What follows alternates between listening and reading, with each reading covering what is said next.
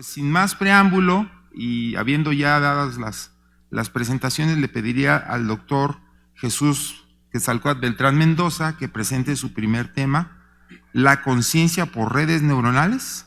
Adelante. Muchas gracias por la invitación, gracias a la academia, gracias doctor Jiménez. Es un honor estar aquí y un gran placer hablar de estos temas. Pues bien, vamos a empezar con este tema que está en el computador. Listo. Ok, entonces lo primero que vamos a tocar es cómo va de este tema de la filosofía a la medicina, la mente y la conciencia. Vamos a abordar después las localizaciones de las funciones cerebrales, cómo se integran los circuitos y finalmente las redes neuronales respecto a la conciencia. Notas finales respecto a los siguientes ponentes. Muy bien, pues desde que inició la medicina estaba la noción del nacimiento, de la naturalización de las enfermedades. Hipócrates ya postulaba que era el cerebro y nada más que el cerebro donde venían las funciones mentales y cognitivas. Sin embargo, Aristóteles tenía una opinión contraria. Dice que el cerebro no podía ser causa de sensación alguna porque en sí mismo era inerte. Y otro gran titán de la medicina, Galeno, fue el que zanjó la discusión y a partir de él, en el ámbito académico, no se discute más cuál es la sede de las funciones cognitivas, afectivas y de la conducta. Sin embargo, sí quedaba este problema mente-cerebro o el problema cuerpo-mente, y fue con el dualismo cartesiano que se retomó este doble aspecto de nuestra naturaleza, tanto la parte material como la parte, lo que llamó Descartes, la res extensa, o esta sustancia extensa y esta sustancia pensante. Y es para Descartes que esta sustancia pensante es la parte que duda, la parte que entiende, la parte que concibe, afirma y recuerda. Y se mantuvo esta noción de estas funciones cognitivas, incluyendo la conciencia, como un aspecto etéreo y propio de los filósofos. Fue en el siglo XIX, con Joseph Gall, que se empieza a naturalizar este problema de la conciencia. Él aporta esta idea o inicia, como pioneros otros, que los procesos mentales tienen una base biológica. Y el inicio de la localización de las funciones cognitivas, en su caso, respecto al cráneo. Pero bien, había un sustrato anatómico profundo del cráneo que era el encéfalo. Entonces, este avance de este cambio de paradigma en la visión de las funciones cognitivas, que eran procesos que tenían un sustento biológico y que además tienen una localización, fue el punto de partida para que durante el siguiente siglo se ampliara este conocimiento. Sin embargo, hubo cierta resistencia a esta visión, puesto que algo tan complejo como la conciencia o el lenguaje, pues no se concebía que hubiera un solo sitio para esto, sino que más bien era una función integrativa de todo el encéfalo. Fue así que, por ejemplo, Pierre Flourens, en su obra, cuestionaba mucho estos hallazgos. Él mismo hacía observaciones de modelos animales y su evidencia apuntaba que los déficits cognitivos, los déficits conductuales, se asociaban más a la extensión de las lesiones o de las propiedades más que a la localización.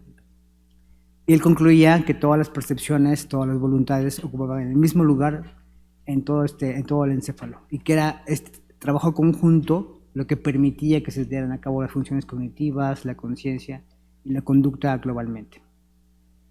La balanza se inclinó hacia el lado del localizacionismo con Broca. Estudiando a este paciente, Monsieur Le Bon, en la lesión que encontró en la parte frontal del lado izquierdo, concluyó que era la expresión del lenguaje una localización fina en este lóbulo de este mismo lado.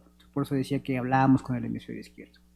Fue aquí cuando se inclinó la balanza hacia esta localización específica, al menos para ciertas funciones, y en este aspecto de la expresión se agregó los hallazgos de Wernicke.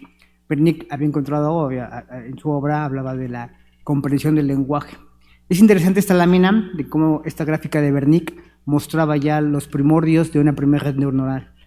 Una parte aferente, una parte integrativa, después la parte efectora. Entonces de ahí se empezó ya a tener esta suma de puntos críticos corticales y se empezaba a hablar de un circuito. En el mismo tenor, James Pepys proponía un mecanismo de la emoción. Él encontraba evidencia clínica y experimental en el cual le permitió integrar un circuito que subyacía a la integración y a la expresión de las emociones. Aquí su esquema original, donde se delinean algunas estructuras. Si tuviéramos una visión anatómica contemporánea, sería algo similar a esto, donde se delimitan las partes del circuito límbico que él describió, que se denominó circuito de Papez. Y esto ha mantenido su vigencia. Recientemente se ha publicado, por ejemplo, esta publicación, una expresión, un diagrama de este mismo circuito de Papez, pero en personas sanas y con unas técnicas de resonancia magnética con una tractografía de 7 teslas, de la manera que se pueden ver así. Aquí se puede ver justo el paradigma de cómo se fue integrando varios sitios localizados, corticales y subcorticales, primero en la formación de un circuito, y luego, como se ve aquí en este esquema, con tractografía, con una red que es compleja y que tiene varias vías secundarias más pequeñas. Esto además se sumó al observado por Penfield, que él mapeaba áreas corticales, inicialmente las áreas más sensibles, las funciones primarias como la corteza motora que se ve aquí en la gráfica, pero también encontró en el lóbulo temporal aspectos interesantes que tienen que ver con la memoria, la atención y la conciencia. Con ciertos estímulos en estas zonas, los pacientes despiertos durante la cirugía reportaban que veían imágenes, que veían evocaciones de su vida, y esto lo interpretaba como posibles recuerdos. De alguna manera se evocaba hacia esta conciencia pasada y se evocaba hacia el presente.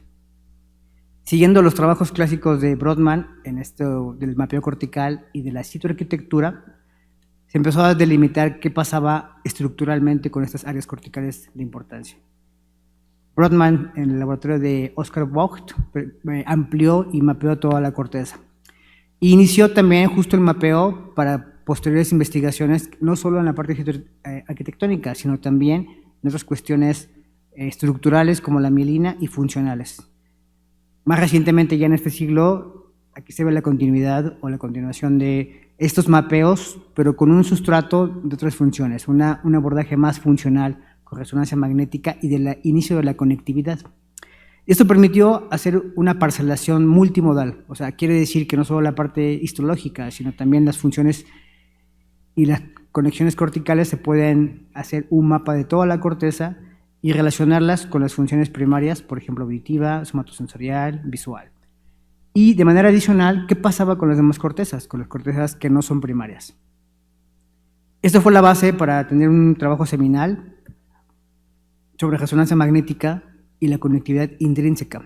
Lo que se hizo en estos paradigmas es tomar 1000 sujetos sanos y ver cómo se conectaban en diferentes condiciones cognitivas y conductuales. Y vean lo que encontraron. Se tomaron paradigmas en los cuales se veía la conectividad funcional, es decir, estas áreas naranjas, cómo se conectaban entre ellas de manera secuencial, cuando se ponía un estímulo visual y al final cuando se integraba. Es decir, iba de la activación primaria hasta que los sujetos percibían conscientemente algún estímulo. Esto para un estímulo visual, por ejemplo, un estímulo somatosensorial, seguía un patrón parecido, y de manera interesante convergía en las mismas áreas multimodales. De esta forma los investigadores pudieron integrar 7 áreas o 7 redes importantes que aquí se delimitan con colores diferentes y que empezaron a denominar de acuerdo a la función preponderante en la cual estaban involucrados. Por ejemplo, la percepción visual, la percepción sensorial, la atención, un aspecto emocional y una red que se denominó por default o predeterminada, que es cuando los sujetos estaban sin ninguna tarea, sino más bien estaban en reposo. Esquemáticamente las redes son así.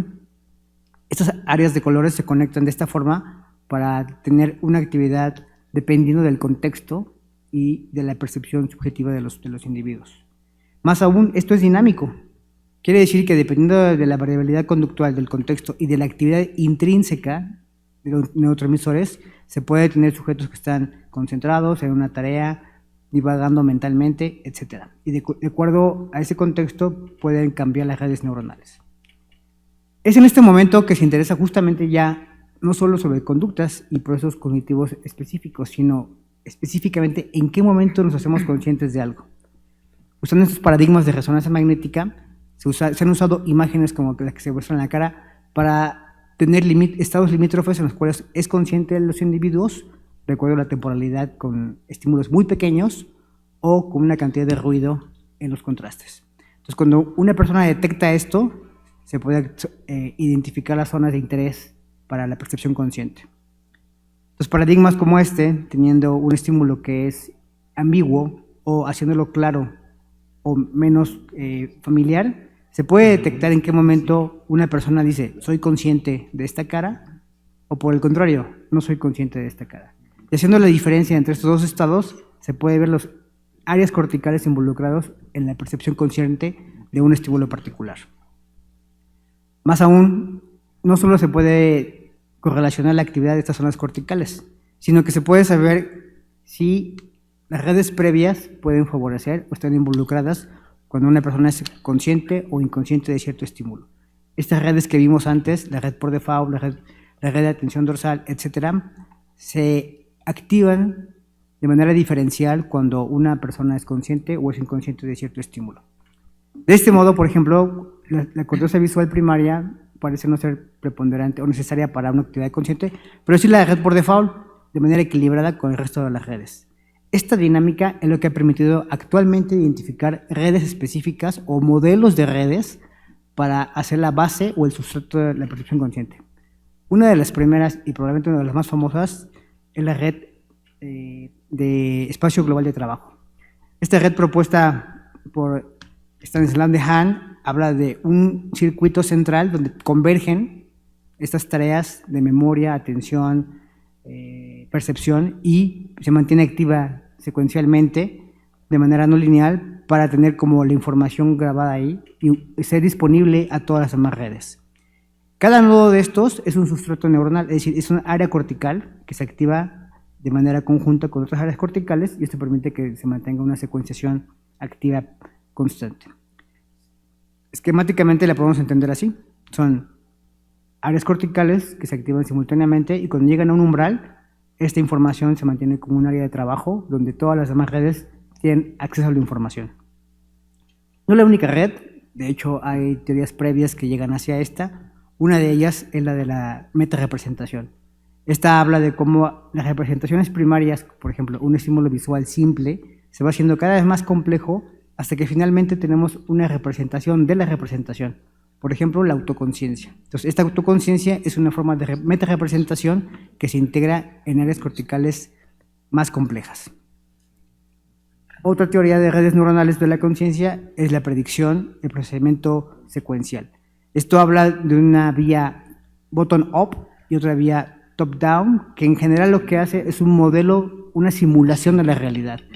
Nosotros no tenemos acceso a la realidad, sino que hacemos una representación de esto y al final generamos un modelo general. Y finalmente, la teoría de la información integrada. Esta es la más reciente, en la cual un enagrama de neuronal, un conjunto de neuronas que parece que está más localizada en la porción posterior, integra toda la información y con la complejidad de esto permite explicar la complejidad de la experiencia. Estas dos últimas, la información integrada y el espacio global de trabajo, son las más favorecidas por los autores. Sin embargo, no es como se ve aquí esquemáticamente, es más complejo de eso y más dinámico. Por ejemplo, esta teoría de la información, vemos que hay zonas específicas que se activan de manera compleja, dinámica, cambian respecto al tiempo, al contexto, pueden ser más amplias, de menor tiempo, etc.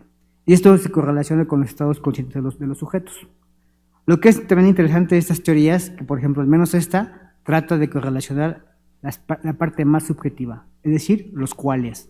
Este núcleo fenomenológico busca integrarse en esa teoría respecto a la complejidad conceptual de esto. La propuesta es que estos qualia, estos fenómenos intrínsecos al sujeto, se relacionan y son idénticos a la complejidad conceptual que se generan con estas redes neuronales. Doctor y que el sustrato biológico, 2 minutos. El sustrato biológico de esto es justamente las áreas corticales. Esto es importante porque al final nos permite llevar de la filosofía a la biología de la mente y con esto, con estas bases biológicas podemos entender y tratar alteraciones de la conciencia, como el Alzheimer o la esquizofrenia. Y pues muy bien, actualmente tenemos problemas abiertos, es decir, cómo se da este cambio de las bases biológicas a la conciencia. También tenemos qué pasa, cómo se integran, cuáles son los límites de la cognición, de la voluntad, de la emoción, de la conciencia. Y finalmente, cuáles son las implicaciones sociales y tecnológicas de esto. Y esto mismo veremos en las siguientes charlas con los demás ponentes. Muchas gracias por su atención.